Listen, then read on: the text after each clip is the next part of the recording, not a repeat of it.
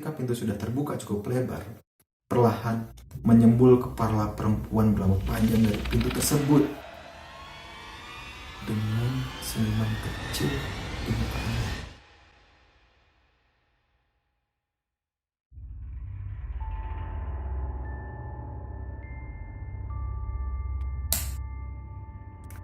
Welcome to my show, and it is scary stories for you.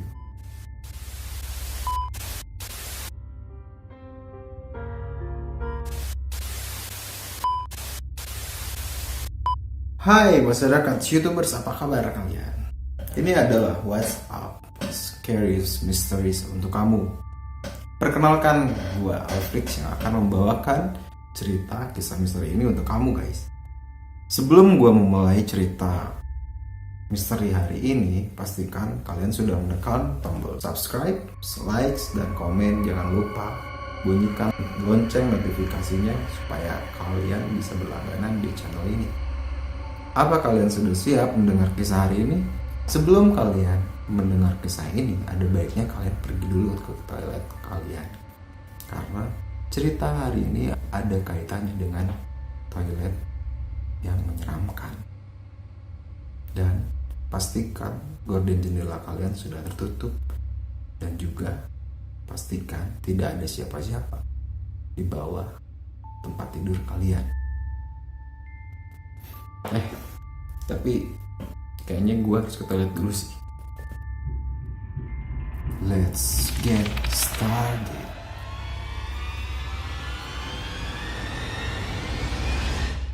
Kisah ini bermulai dari seseorang pemuda yang bernama Dika. Dan Dika ini mempunyai seorang pacar yang bernama Dian. Kejadian di tahun 2007 ini posisinya ada di sebuah kota kecil yang disebut dengan Majalengka, yang berada di Provinsi Jawa Barat. Dian tinggal dan kuliah di Bandung. Dika dan Dian berbeda kampus, tapi satu angkatan. Ayah Dian itu adalah seorang pejabat di sebuah bank di suatu daerah. Sebagai pejabat tinggi, ayah Dian selalu berpindah-pindah tempat kerja. Tentu saja rumah dinasnya juga ikut pindah guys. Nah, waktu itu beliau baru saja mendapatkan tugas baru memimpin salah satu kantor cabang dari bank itu guys. Majalengka, kalau kalian yang belum tahu, itu adalah kota kecil yang terletak di bagian timur Jawa Barat. Ini bukan kota yang besar sih, bukan kota yang dilalui oleh jalur utama. Jadi kotanya tuh cukup sepi, ujarnya. Sebagai pacar yang sudah lama kenal dengan keluarga Dian, mau nggak mau harus ikut membantu pindah rumah tuh dari rumah dinas lama ke rumah dinas baru di Majalengka guys. Pada saat itu Dika masih ingat, waktu itu hari Kamis, mereka bertiga berangkat dari Bandung ke Majalengka menggunakan mobil pribadi milik mereka guys. Adik perempuan Dian juga ikut, Ira namanya. Ira duduk di belakang kemudi. Dan akhirnya Dika mengarahkan mobil itu ke Majalengka melalui jalur Sumedang, Jatiwangi. Pada dasarnya Dika cukup suka jalur ini guys, karena di beberapa wilayah masih ditemui pepohonan jati, kanan kiri jalan masih dibilang hutan kecil yang mungkin enak ya untuk dipakai jalan-jalan karena pemandangannya enak. Singkat cerita, sekitar jam 5 sore, mereka sampai di Majalengka, kota yang cukup bersih dan rapi. Yang menarik perhatian mereka adalah suasana lenggangnya kota tersebut. Masih sore, tapi sudah sangat sepi. Mereka langsung menuju ke alamat rumah. Sampai di tempat tujuan. Mereka sampai di rumah besar dengan halaman yang sangat luas, berdiri kokoh, 2 pohon, mangga yang rindang. Akhirnya Dika parkir di carport sebelah kiri. Ada jalur mobil yang mengarahkan mereka ke belakang lewat pintu samping. Kayaknya sih menurut Dika garasinya terletak di belakang deh. Sebelum masuk rumah, Dika sempat melihat-lihat lokasi sekitar. Depan pagar rumah ada trotoar yang berada di sisi jalan besar, tapi itu kan jalan utama. Angin sore itu berhembus sepoi-sepoi, meniup dedaunan pohon mangga di halaman rumahnya, membuatnya jadi bersuara. Udara sore itu cukup sejuk, walau nggak sedingin kota Bandung. Dika coba susuri jalan kecil yang mengalir rumah melalui pintu samping. Jalannya cukup untuk dilalui satu mobil. Benar dugaan Dika, setelah sampai di halaman belakang ternyata memang ada garasi mobil yang besar. Dika nggak tahu seperti ada intuisi dari dalam rumah tersebut. Garasi dengan atap yang agak tinggi, tapi tembok di setiap sisinya itu hanya ada 4 tiang pancang yang menjaga atap. Garasi terbuka istilahnya. Tepat di tengah halaman, kembali Dika melihat ada pohon mangga besar dan rindang. Sedikit trauma sih kalau menurut kata Dika kalau lihat pohon mangga. Apalagi di rumah itu ada 3 pohon mangga yang sangat besar. Dika lama menatap garasi di belakang. Kalau dilihat kondisinya itu tidak terawat. Banyak debu tebal menyelimuti lantainya dan dindingnya berbanyak lumut dan terlihat sangat kumuh. Yang bikin perasaan Dika kok kayaknya perasaan gue gak enak melihat kondisi garasi ini. Auranya serem banget. Lanjut, mereka berjalan melihat sekitar belakang rumah. Dika menemukan hal yang lebih menarik perhatiannya. Di paling pojok belakang bangunan sebelah kanan ada kamar mandi. Kamar mandi ini kelihatannya jarang digunakan. Banyak daun kering bertebaran di lantainya. Kamar mandi besar dengan desain model zaman dulu ini, yang dindingnya itu menggunakan batu-batu alam. Ada bak mandi besar dengan kloset model jongkok yang sudah terlihat sangat usang. Singkat cerita, akhirnya hari sudah mulai gelap. Penerangan kamar mandi hanya bersumber pada lampu bohlam 5 watt yang bikin kamar mandi itu jadi terlihat redup dari kejauhan.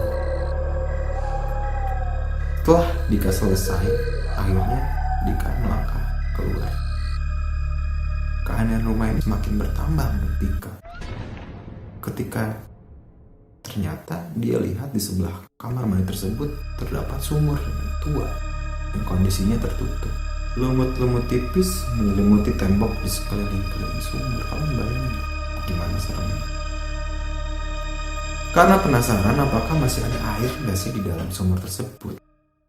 Ketika Dika membuka tutup sumur tersebut, ada nyamuk dan binatang kecil lain yang langsung berhamburan keluar. Dika terdiam. Dika sedikit menggeser sumur. Akhirnya sumur itu pun terbuka. Karena hari itu sudah menjelang malam, hari sudah gelap. Akhirnya Dika tertegun menatap isi di dalam sumur tersebut. Dan tiba-tiba ada angin yang bersumber dari sumur tersebut. Angin itu cukup kencang menerpa wajah Dika. Akhirnya Dika mulai refleks, kaget dan mulai menjauh. Barusan apaan ya?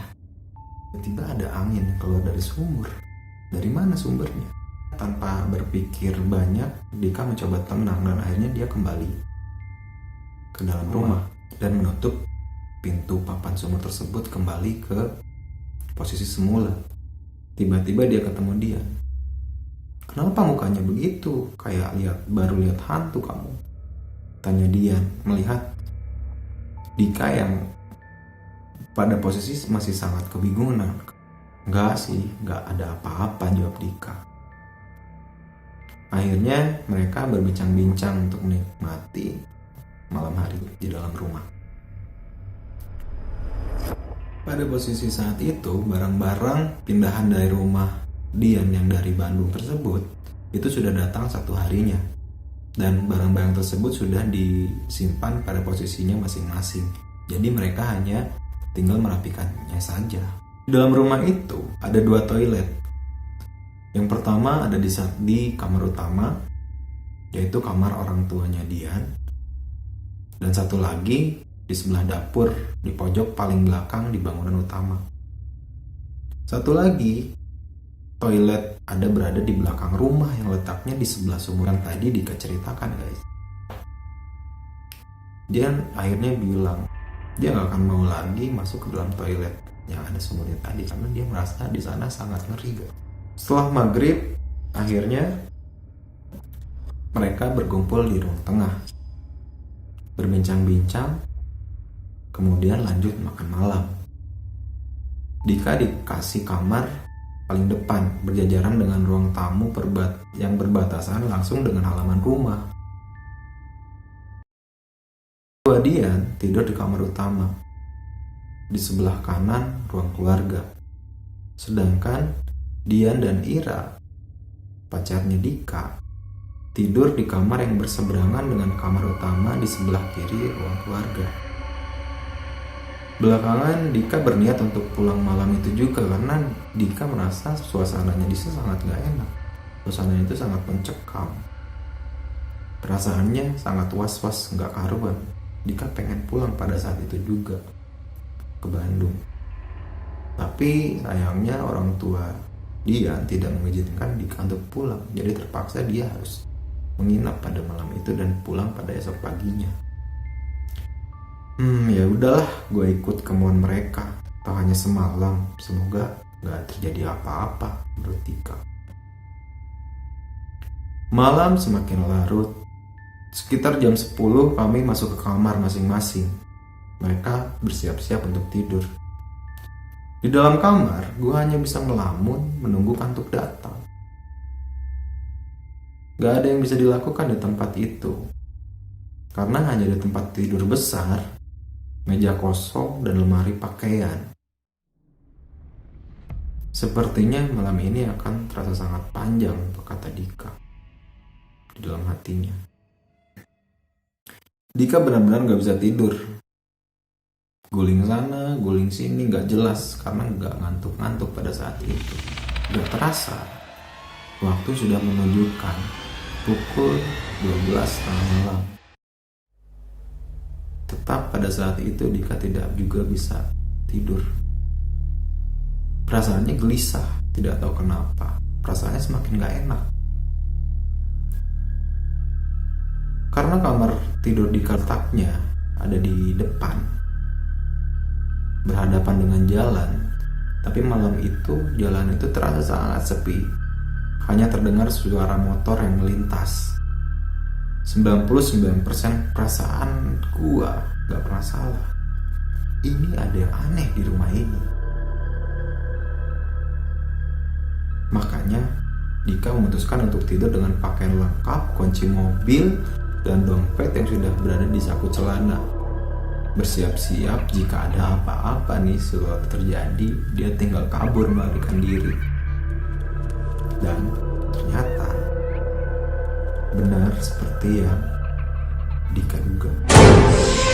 Perasaannya semakin gak karuan ketika sayup-sayup terdengar suara bayi yang sedang terawak kecil. Iya, itu bayi. Bayi di rumah itu. Sejak dia datang, tidak ada bayi di rumah itu. Sumber suara dari ruang tamu yang letaknya persis di depan kamar. Dika langsung duduk di pinggir tempat tidur, mencoba menajamkan pendengarannya. Apa benar ini suara bayi? Dan ternyata itu benar suara bayi. Itu adalah suara bayi. Dan suaranya Semakin lama semakin jelas. Tapi Dika tidak memberanikan diri untuk membuka pintu tersebut. Dia memilih diam di dalam kamar. Dia coba mengabaikan suara tersebut dan mencoba untuk tetap tidur. Tapi tetap aja gue ketakutan. Ini adalah teror pertama di cerita ini yang dialami oleh Dika. Dan teror baru saja dimulai. Lama-kelamaan suara bayi ini menghilang. Agak sedikit lega sih rasanya. Tapi gue tetap gak bisa tidur, ujar Dika. Dan akhirnya sesuatu yang paling gak diharapkan terjadi. Dika kebelet untuk pergi ke kamar kecil. Satu-satunya yang dia bisa pakai adalah kamar mandi yang di dekat sumur itu. Akhirnya Dika memutuskan untuk nekat keluar kamar menuju toilet kamar mandi tersebut. Perlahan Dika membuka pintu kamar karena Dika masih takut dengan suara bayi tadi. Ketika dia buka perlahan, dia tengok kanan kiri. Ternyata tidak ada apa-apa. Syukurlah gak ada apa-apa. Ruang tamunya tapi terlihat sangat kosong dan gelap. Lalu akhirnya Dika lanjut berjalan ke arah toilet di belakang di dekat sumur tadi. Dika memilih toilet di belakang rumah yang bersebelahan dengan dapur. Sesampainya di pintu toilet, Dika mencoba membukanya. Ternyata nggak bisa, kok seperti terkunci ya di dalam. Mungkin dia pikir ada orang di dalam kamar mandi tersebut. Karena udah benar-benar gak tahan, akhirnya mau gak mau gue pergi ke toilet yang ada di halaman belakang sebelah sumur tua. Ketika pintu belakang rumah terbuka,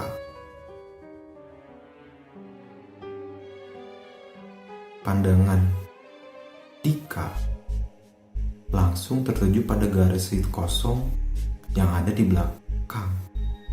Dia gak melihat apa-apa. Tapi indera gua yang lain bilang kalau di situ tuh ramai.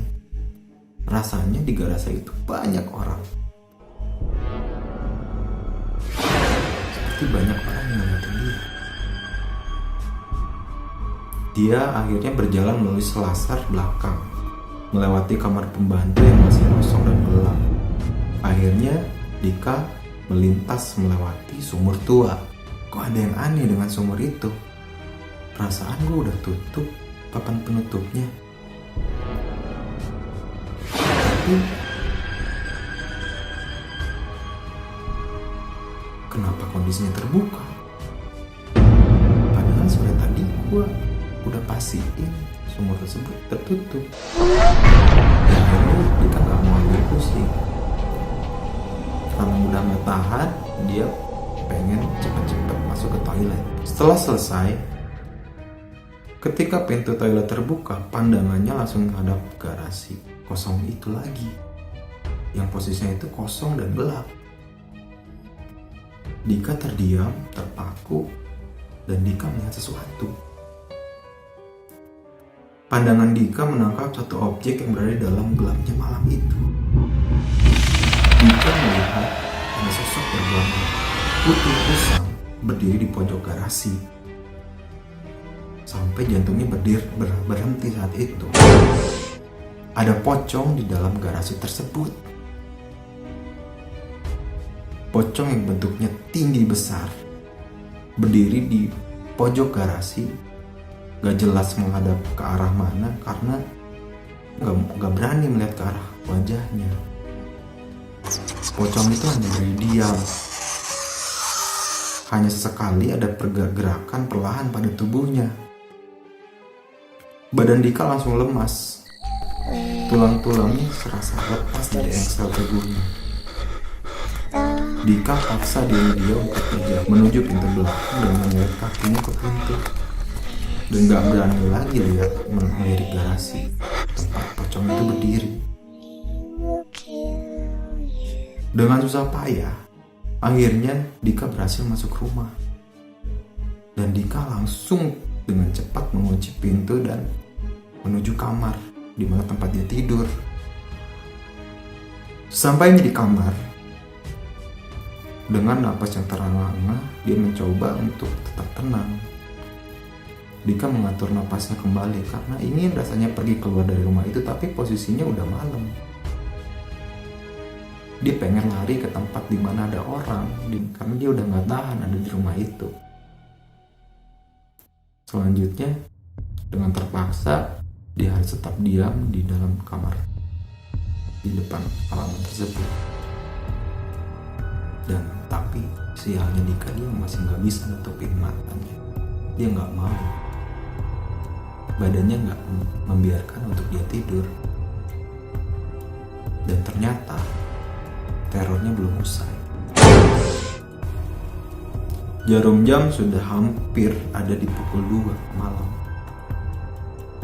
Ketika sekali lagi sayup-sayup, Dika mendengar tawa bayi dari ruang tamu. Bayi yang sebelumnya Dika kenal. Dan kali ini suara bayi tersebut makin terasa jelas dan kencang. Dika pun akhirnya merasa semakin ketakutan. Dia panik, dia nggak tahu harus ngapain. Seperti biasa, akhirnya dengan perasaan takut, Dika mencoba memberanikan diri untuk menghilangi rasa penasarannya. Dari mana arah suara bayi itu? Akhirnya dengan pelan, Dika berjalan menuju pintu, berniat untuk mengintip keluar. Apa yang sebenarnya berlangsung di ruang tamu tersebut? Sedikit demi sedikit, Dika membuka pintu tersebut pelan-pelan, sampai mata dia mendapatkan celah untuk mengintip dari dalam kamar tersebut. Akhirnya, Dika dapat melihat ke ruangan tengah. Di dalam remangnya cahaya, Dika dapat melihat apa yang terjadi di situ. Ternyata di sofa ruang tamu tersebut ada sosok wanita berambut panjang duduk dengan bayi kecil di pangkuannya. Wanita ini berpakaian terusan panjang berwarna gelap. Akhirnya jantung Dika sekali lagi berhenti berdetak. Badannya lemas, nggak sampai nggak berdaya. Beberapa detik, wanita tersebut menoleh ke arah Dika, dan Dika dan wanita tersebut saling bertatapan. Matanya kosong. Dengan perlahan dan ketakutan, Dika pun menutup perlahan pintu tersebut. Lalu Dika duduk di pinggir tempat tidur. Badannya bergemetar. Bulu kuduknya berdiri semua karena melihat wanita yang menggendong bayinya sangat seram. Apa yang harus gue lakukan? Sementara tawa perempuan itu dan bayinya terus menerus terdengar. Beberapa saat kemudian, Dika mendengar langkah kaki dari balik pintu tersebut. Langkahnya sepertinya datang dari bagian belakang rumah menuju ke ruang tamu, tempat di mana perempuan itu duduk. Jadi ramai sekali kedengarannya. Beberapa kali tawa bayi tersebut terganti dengan tangisan.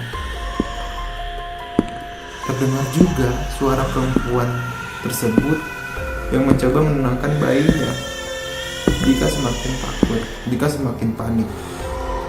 Duk duk duk duk. Seperti itu ya kira-kira maka kaki.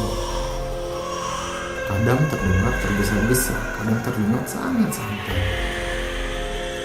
Ternyata wanita tersebut mondar-mandir di depan pintu kamar Dika.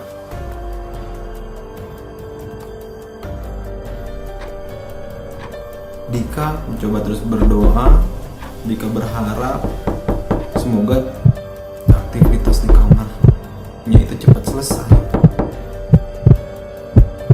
Tiba-tiba dalam ketakutan, gagang pintunya bergerak sendiri seperti ada yang memaksa ingin masuk. Seperti ada yang mencoba untuk membukanya dengan paksa. Dika semakin panik karena jarak pintu jaraknya hanya 1 meter aja dari Dika. Dan Dika lupa mengunci kamar tersebut dari awal. Akhirnya secara perlahan pintu itu terbuka secara perlahan. Dan Dika hanya bisa menatap terpaku ke arah pintu tersebut. Keringat dinginnya semakin deras mengucur keluar. Ketika pintu sudah terbuka cukup lebar, perlahan menyembul kepala perempuan berambut panjang dari pintu tersebut dengan senyuman kecil di mukanya. Akhirnya ingatan Dika berhenti sampai di situ. Dika pingsan. Selebihnya Dika gak ingat apa-apa lagi pada saat itu. Dika gak sadarkan diri dan pingsan. Gak berapa lama Dika tersadar dengan azan subuh pada saat itu. Tapi Dika memilih untuk diam dan tidak mau bercerita kepada siapapun. Akhirnya waktu berlalu. Tibalah pada salat Jumat. Dika memilih untuk pulang ke Bandung sendirian karena Dian dan Ira pulang pada hari Minggu. Belakangan ternyata ayah Dian hanya bertahan 1 bulan di rumah itu. Beliau meminta pindah dan dicarikan rumah dinas yang lain. Setelah itu baru gue coba cerita ke Dian dan Ira apa yang pernah dia alami di rumah angker tersebut pada malam itu. Ternyata orang tua Dian mengalami hal yang sama. Orang tua Dian diteror juga oleh penghuni rumah itu.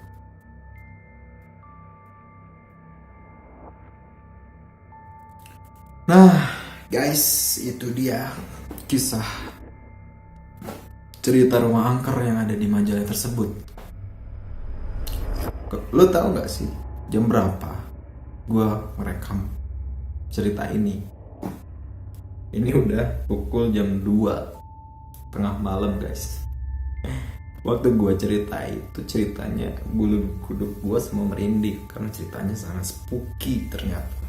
Itu serem banget.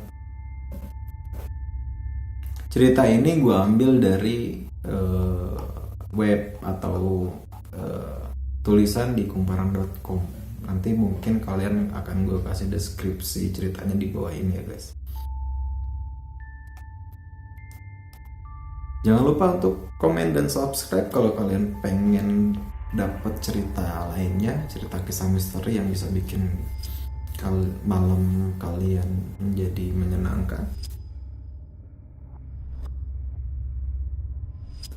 Jangan lupa like dan komen juga untuk kalian yang pengen cerita-cerita lainnya, atau kalian punya cerita, kalian boleh komen atau DM gue di YouTube. Oke guys, itu dia What is up Scariest Mystery kali ini. Sampai jumpa di video selanjutnya, and see you.